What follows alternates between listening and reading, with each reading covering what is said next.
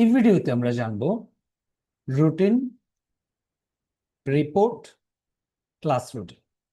Class রুটিনের এখানে আমাদের টোটাল দুইটি রিপোর্টের অপশন আছে, একটা স্টুডেন্ট রুটিন, একটা হচ্ছে এইচআর রুটিন।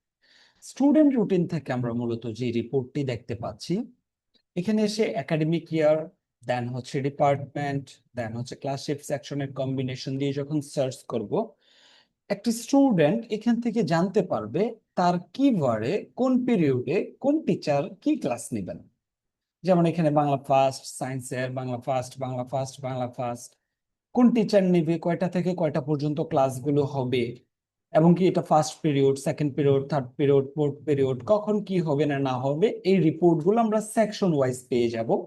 যেটা হচ্ছে একটা রিপোর্ট থেকে ওই সেকশনের যে কোনো একজন ইন্ডিভিজুয়াল স্টুডেন্ট অথবা অভিভাবক ওনারা হচ্ছে ইনফরমেশন পেয়ে যাবে যে ওনার বাচ্চার বা ওই স্টুডেন্টের কোন কি বারে কি রুটিন থাকছে, কোন ক্লাসটা থাকছে, ওটার ইনফরমেশনটা আমরা এখান থেকে পেয়ে যাব এবং কি ডাউনলোড আকারে এটা পেয়ে যাব।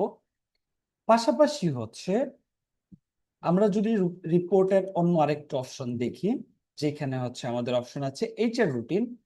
এইচআর রুটিনের এই অপশন থেকে আমরা হচ্ছে দেখতে পারবো একাডেমিক ইয়ার এবং কি ডে দিয়ে যখন সার্চ করব, ওই দিনে নির্দিষ্ট দিনে আমাদের কোন টিচারের, এখানে টিচারদের ইনফরমেশন দেখাবে, ওই টিচারের কোন কোন পিরিয়ডে ক্লাস আছে, কোন সেকশনের সাথে ক্লাস আছে, কয়টা থেকে কয়টা পর্যন্ত ক্লাস আছে, এই ইনফরমেশন গুলো হচ্ছে আমাদের টিচাররা দেখতে পারবেন টিচারদের জন্য। যে রিপোর্ট গুলো হচ্ছে আমরা এখান থেকে আউটপুট নিতে পারবো। পাশাপাশি হচ্ছে আমাদের টিচারদের অথবা স্টুডেন্টের যে প্রোফাইল থাকে, ওনাদের যে ইউজার অ্যাক্সেস থাকে, ওই ইউজার অ্যাক্সেস থেকেও ওনারা ওনাদের অ্যাক্সেস অনুযায়ী ওই ইনফরমেশন গুলো দেখতে পারবে। তো এই ছিল মূলত আমাদের রুটিনের রিপোর্ট মডিউলের কাজগুলো। তো এখান থেকে আমরা হচ্ছে আমাদের প্রয়োজনীয় রিপোর্ট গুলো জেনারেট করে নিতে পারবো। ধন্যবাদ।